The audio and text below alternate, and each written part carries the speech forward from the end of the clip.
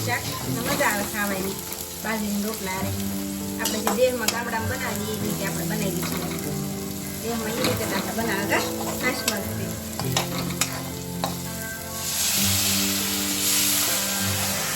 આવું શાક બની ગયું છે મગનું શાક આવું બનાવ્યું છે આપણે અને તમે કઈ રીતે બનાવો છો ને અમને કહેજો કમેન્ટ કરીને અને આને જો આપણે બાજરીના રોટલા બનાવ્યા છે અને મગ ભાત પણ હોય ને તોય મજા આવે આપણે મગના શાકાહારી જય શ્રી કૃષ્ણ જય માતાજી બધાને અને આજે તો રવિવાર થઈ ગયો છે એટલે કાલ તો જો શનિવાર હતો કે નહીં એટલે બધા રાતે મોડે સુધી રમ્યા હોય એટલે ઉઠ્યા બધા મોડા અને નવરાય મોડા થયા છે ને એવું છે તો હવે રાંધવાનું પણ ટાણું થઈ ગયું બધું કામકાજ આપણે કપડાને એવું બધું ધોઈ રહ્યા એટલે કપડાં વધારે હોય બે જોડીને એમ હોય એવું બધું કામ કરી રહ્યા એટલે બપોર થઈ ગયા ને રાંધવાનું ટાણું થઈ ગયું છે અને આજે આપણે બનાવવાનું છે મગનું શાક અને બાજરીના રોટલા એવું બનાવવાનું છે તો તમને બતાવશું એમ કઈ રીતે બનાવી છે એમ મગનું શાક ને બાજરીના રોટલા ને એવું તો મગ જો આપણે બાફા મૂકી દઈએ રાંધણ મૂકી દઈએ જો એટલા મગ લીધા છે ભાત તો નથી બનાવવા છે મગ ભાત નથી બનાવવા મગનું શાક ને બાજરીના રોટલા બનાવવા છે આજે તો એવું બધાને ખાવું છે એટલે આપણે પેલા બાફા મૂકી દઈએ મીઠું નાખી દઈએ અને એક બેન ઘણા સમયથી આપણને કહે છે દૂધીના હલવાનું કે દૂધીના હલવાની રેસીપી આપો એમ અને હવે આજ કે બનાવો હતો પણ અંજળ આવ્યો નહીં તો હવે આને પછીના વિડીયોમાં છે ને આગલા વિડીયોમાં આપણે એને દૂધીના હલવાની રેસીપી આપી દઈશું કઈ રીતે આપણે બનાવી છે ને એમ બધા બનાવતા જ હોય પણ આપણે કઈ રીતે બનાવી નહીં આપણે એને કહી દેવું અને પછીના આગળના વિડીયોમાં આપણે બતાવી દેવું આ વિડીયો તો આપણે આજે આનો મગ ભાતનો બનાવેલો મગ ને બાજરીના રોટલાનો બનાવ્યો છે એટલે 2-3 કમેન્ટ આવેલી છે બેન હા એ બેનની સોરી બેન કઈ આખરે નથી મૂકાણો તો આગળના વિડીયોમાં હું તમને ચોક્કસથી હું બતાવીશ દઈશ તમને અને બધાની કમેન્ટ અમે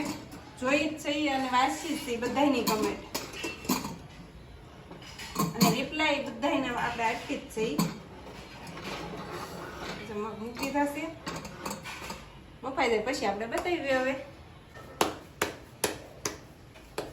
મગ બફાઈ ગયા ને આપણે બાજરીના રોટલા બનાવવા મગ જો અસલ બફાઈને થઈ જશે તૈયાર શાક બનાવવાનું છે હવે આપણે બાકી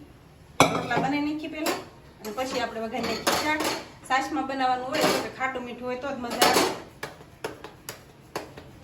અને બાજરીના રોટલા આપણે 3 શાક બનાવવાના છે નાના નાના અહીંયા તો કંઈ ગેસે કાંઈ મોટા મોટા જ બને નહીં નકર તો 2 પાર આવી જાય એમ છે મોટા રોટલા આપણે દેહની કોડે જો બનતા હોય ને તો ગવડા રોટલા બનાવી છે તો હજી બનાવી નાખીએ રોટલા ને પછી આપણે શાક વઘારીએ રોટલા બનીને થઈ જશે તૈયાર 3 રોટલા બનાવ્યા છે આપણે 4 ને આપણે જમવાનું છે 3 રોટલા બનાવી નાખ્યા છે અને હવે આપણે મગનું શાક વઘારવાનું છે તો જો એના માટે આપણે મરચાં અને મીઠી લીમડી ને ટમેટું એવું લઈ લીધું છે આપણે તો આવી રીતે વઘારી છે અને આ છાશ લઈ લીધી છે અને આ મગ આપણે બાફેલા તૈયાર જ છે તો આપણે પેલા વઘારી જ નાખીએ તેલ આવી ગયું હોય તો તેલ આવી જાય એટલે આપણે બધું નાખી જ દઈએ બોલતું ચાલો આપણે વઘારી નાખી તેલ આવી ગયું છે તો રાઈ નાખી દીધી જીરું નાખી દેવી આ હિંગ થોડું લીમડી મરચાં ને ટમેટા બહુ ઊંચી આટા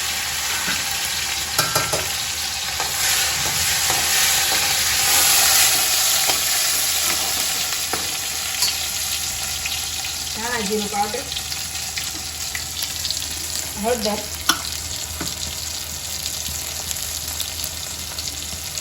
લાલ મરચું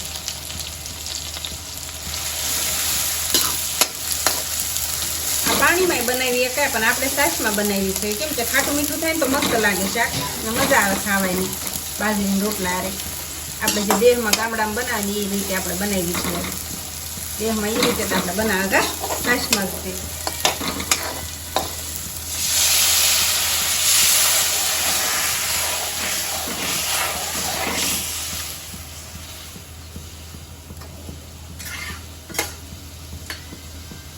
છાશ બચી નાખી દીધું આપણે એટલી છાશ તો જોઈએ જ તે હવે આપણે મગ નાખી દેવું પછી ઘડીક સડવા દેશું અને ભાત હોય ને તો મગ ભાત બહુ અસલ એવા ખાટા મીઠા અસલ થાય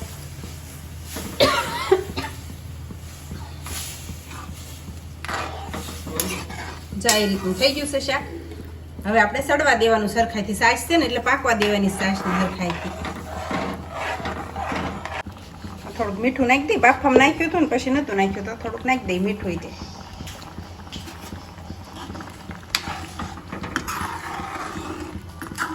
શાક તો ઉકળવા માંડ્યું છે ને જે ઘડીક ઉકળવા દઈ. શાક બનીને થઈ ગયું છે તૈયાર. અને આપણે કાંદા એને યારે સુધારવાના છે.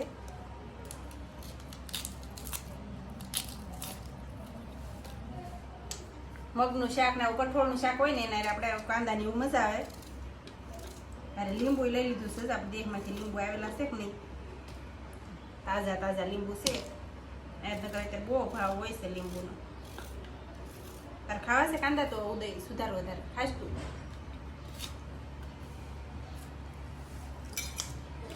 સુધાર નાખી અને આમાં લીંબુ ને મીઠું ને એવું નાખીને ખાટા મીઠા મજા આવે મગના શાકારે. ઉદયને મગનું શાક પાછું બહુ ભાવે છે જાણે, બહુ ભાવે ને. અને હાનનું આપણે સાવન છે પીપોદરા, એ આપણે બીજા વિડીયોમાં તમને ઓલું થાય. આ વિડીયો તો આપણે બહુ લાંબો થઈ જાય, કાલે મૂકી દઈશું એ વિડીયો. કા ઉદયભાઈ ગાડી લેવા છે તો આપણે પીપોદરા જવાનું છે ને, તો એ વિડીયો પાછો આવશે. મોગલધામ જવાનું છે. કા કાંદા સુધારાઈ ગયા, એમાં લીંબુ નાખી દઈએ આપણે. અને મગના શાકમાં છે ભાણા નાખવું છે એ નાખશે. થોડુંક મીઠું નાખી દઈએ. કાંદા થઈ જશે તૈયાર. અને આપણે મગનું શાક ને રોટલા ને બધું તૈયાર છે. ચાલો હવે આપણે બધા જમી લઈએ.